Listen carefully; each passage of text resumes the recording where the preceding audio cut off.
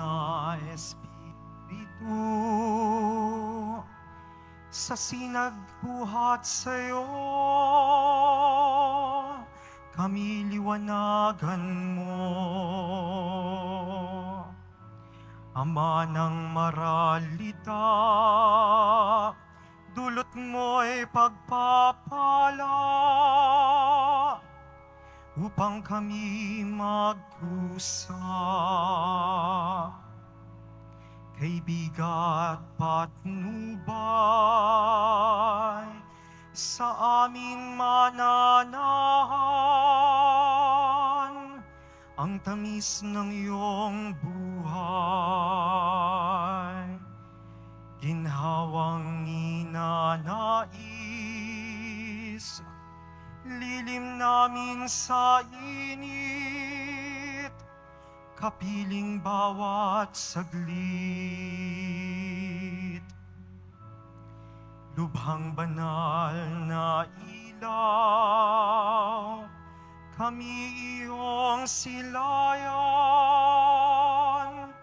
ngayon at araw-araw. Kapag di ka nanahan,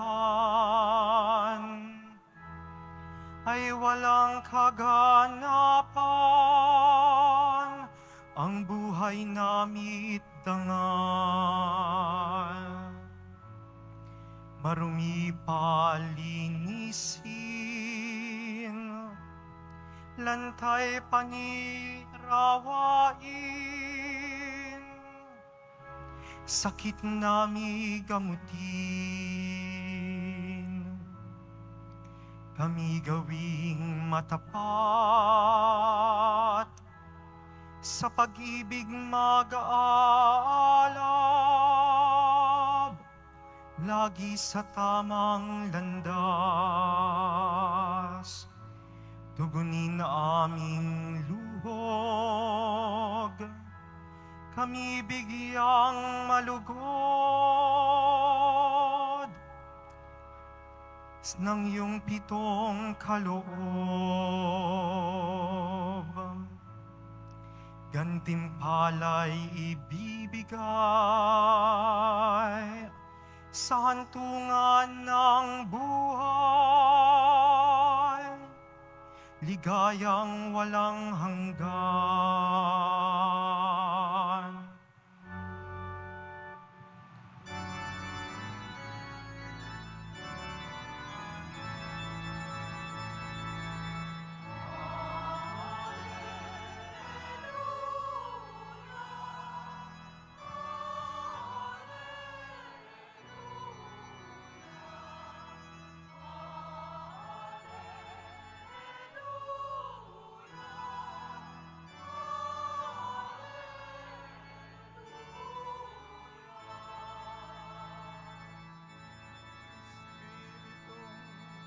Aming tanglaw, kami iyong liwanagan, sa ningas ng pagmamahal.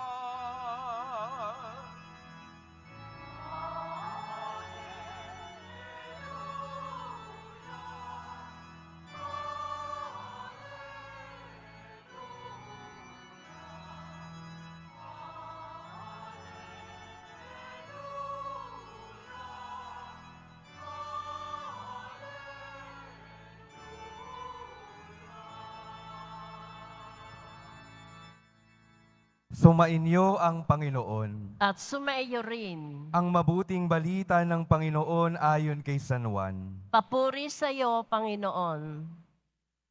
Kinagabihan ng linggunding iyon, ang mga alagad ay nagkakatipon. Nakapinid ang mga pinto ng bahay na kanilang pinagtitipunan dahil sa takot nila sa mga Hudyo. Dumating si Jesus at tumayo sa gitna nila. Sumainyo ang kapayapaan, sabi niya. Pagkasabi nito, ipinakita niya ang kanyang mga kamay at ang kanyang tagiliran. Tuwang-tuwa ang mga alagad nang makita ang Panginoon. Sinabi naman ni Jesus, sumainyo ang kapayapaan. Kung paanong sinugo ako ng Ama, gayon din naman, sinusugo ko kayo. Pagkatapos sila'y hiningahan niya at sinabi, tanggapin ninyo ang Espiritu Santo. Ang patawarin ninyo sa kanilang mga kasalanan ay pinatawad na nga. Ang hindi ninyo patawarin ay hindi nga pinatawad. Ang mabuting balita ng Panginoon. Pinupuri ka namin, Panginoong Heso Kristo. Magsiupo ang lahat. Magandang umaga po sa inyong lahat, mga minamahal kong mga kapatid na naririto at kasama natin online. Good morning po. Atin pong papurihan at parangalan ng ating mahal na poong Jesus Nazareno.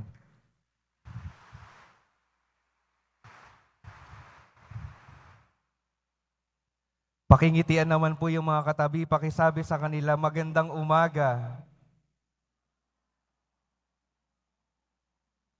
Ano pong ipinagdiriwang natin sa araw na ito? Ngayon po ay Pentecost. Pakisabi po, Pentecost. Alam niyo po ba yung Pentecost? Ang Pentecost po, ang ibig sabihin ay 50 araw. Ngayon po, ginugunitan natin ang 50 araw mula ng muling pagkabuhay. At anong nangyari nung pagkatapos ng 50 araw mula ng muling pagkabuhay? Ang nangyari po ay ang Espiritu Santo ay ipinadala ng ating Panginoong Hesus sa mga alagad. Para saan? Para sila ay bigyan ng lakas. Lakas na kanilang gagamitin para ipahayag ang mabuting balita. Para sila naman lumabas sa kanilang pinagtataguan, lumabas sa kanilang mga takot upang maging matapang na magpahayag ng mabuting balita. Binigyan ng lakas, binigyan ng grasya na kailangan nila para magampanan nila yung kanilang misyon. At mga minamahal kong mga kapatid, hindi lang po iyon nangyari, yung pagpapadala ng Espiritu Santo, hindi lang nangyari 2,000 years ago. Dahil hanggang sa ngayon, sa katotohanan, patuloy na ipinapadala ng ating Panginoon ang Espiritu Santo para tayo, ang bawat isa sa atin, ay patuloy na samahan at gabayan, patuloy na palakasin upang tayong lahat maging tunay at tapat na mga saksi ng ating pananampalataya. Pinapalakas po tayo at binibigyan ng biyaya para maging saksi tayo ng ating pananampalataya. Pakisabi po sa katabi, saksi ka ng pananampalataya. Kailan po natin unang natatanggap ang Espiritu Santo? Una po nating natatanggap ang Espiritu Santo kapag tayo ay nabinyagan. Lahat naman po tayo nabinyagan na, no? Pakitingnan po yung mga katabi, mukha po bang daladala ang Espiritu Santo? O ibang espiritu ang dinadala? Kaya magandang unang tanong po sa ating lahat. 2,000 years ago, pinadala ng Panginoon ang Espiritu Santo para pabanalin ang kanyang mga alagad, ang mga anak ng Diyos. Hanggang ngayon, pinapadala ang Espiritu Santo para tayo ay pabanalin at para tayo ay maging saksi ng ating pananampalataya. Kaya anong magandang tanong sa atin ngayon? Magandang tanong sa atin ngayong araw na ito ay ano na ba yung nangyari sa ating mga buhay? Tayo ba ay nakakapagdala ng kapayapaan, ng kabanalan? Nakakapagdala ba tayo ng mabuting espiritu sa ating mundo? Pakitanong yung katabi, anyari. Ano na pong nangyari? Ito po yung una kong gustong ipatingin sa atin. Ano na ba yung nangyayari sa ating mga buhay?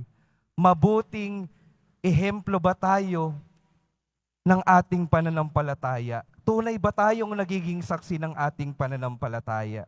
Tayo ba ay nagiging dahilan para lalong maniwala ang ibang mga tao sa Diyos? O tayo'y nagiging dahilan para hindi na maniwala ang ibang tao sa Diyos?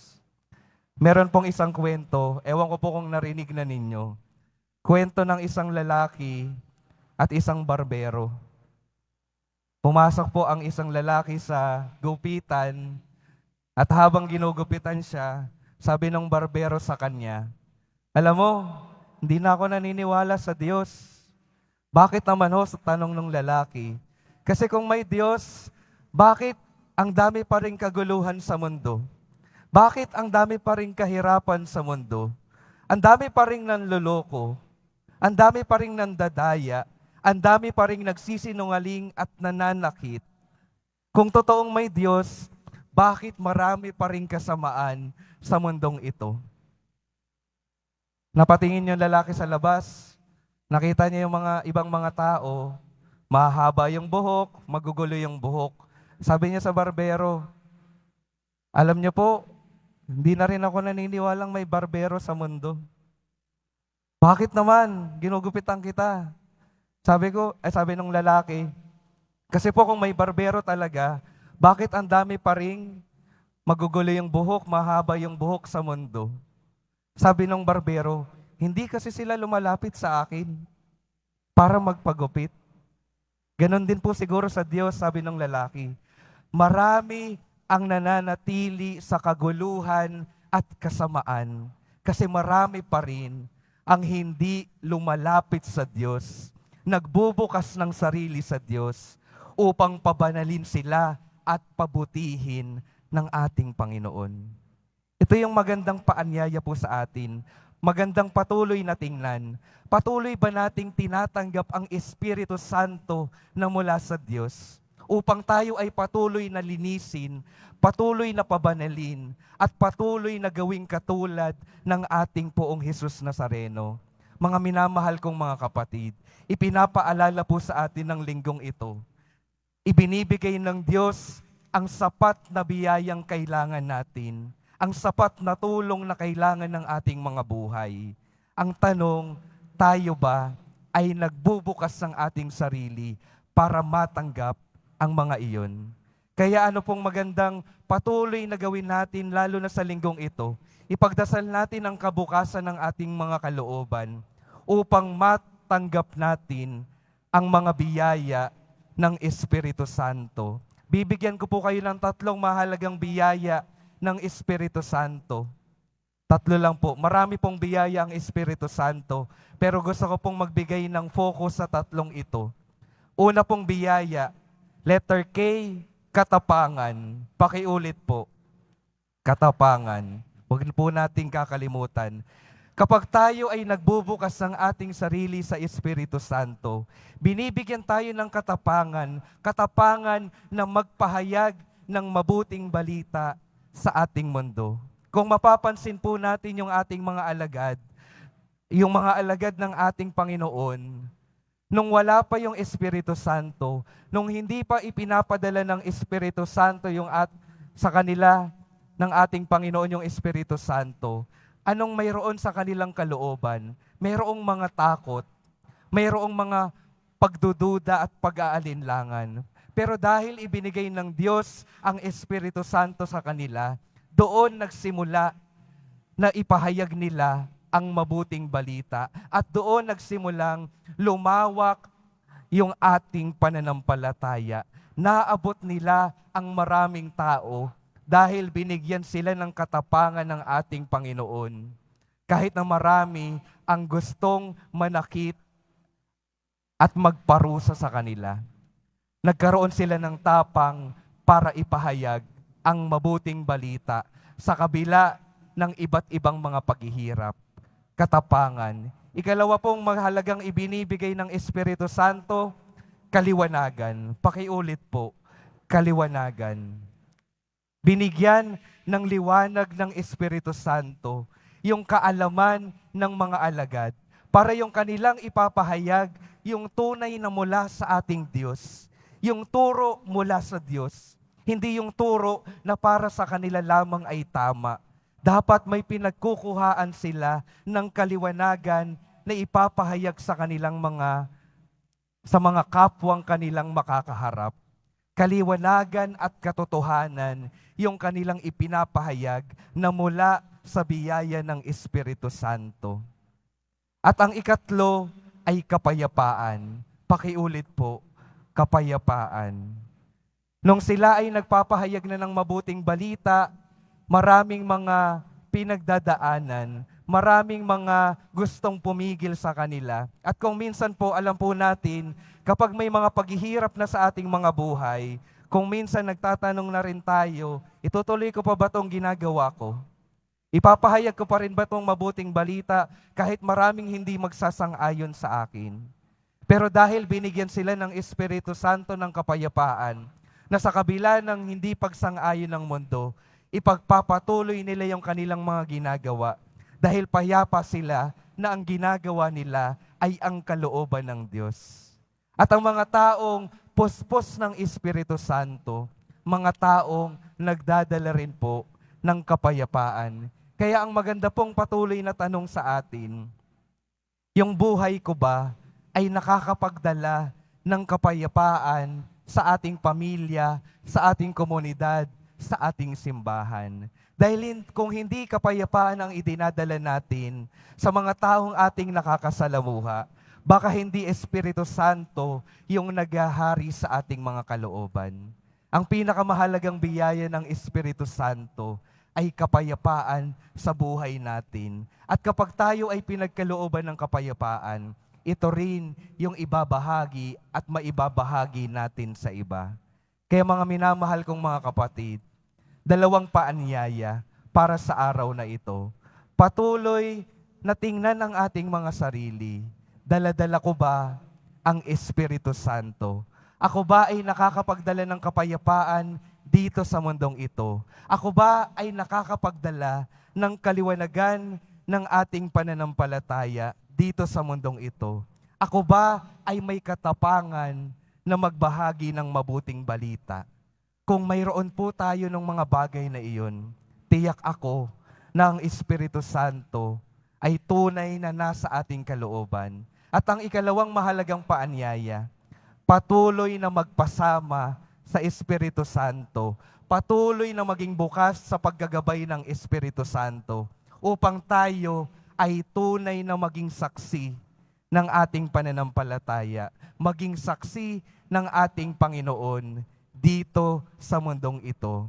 Kaya mga minamahal kong mga kapatid, sa pagpapatuloy ng ating pagdiriwang, ang ating hilingin sa ating Panginoon, Panginoong Hesus Nazareno, patuloy mo po kaming tulungan na maging bukas sa Espiritu Santo at sa mga biyaya ng Espiritu Santo upang patuloy naming maibahagi ang liwanag ng aming pananampalataya at kapayapaan na nais mong ibigay sa amin, ngayon at magpasawalang hanggan. Amen.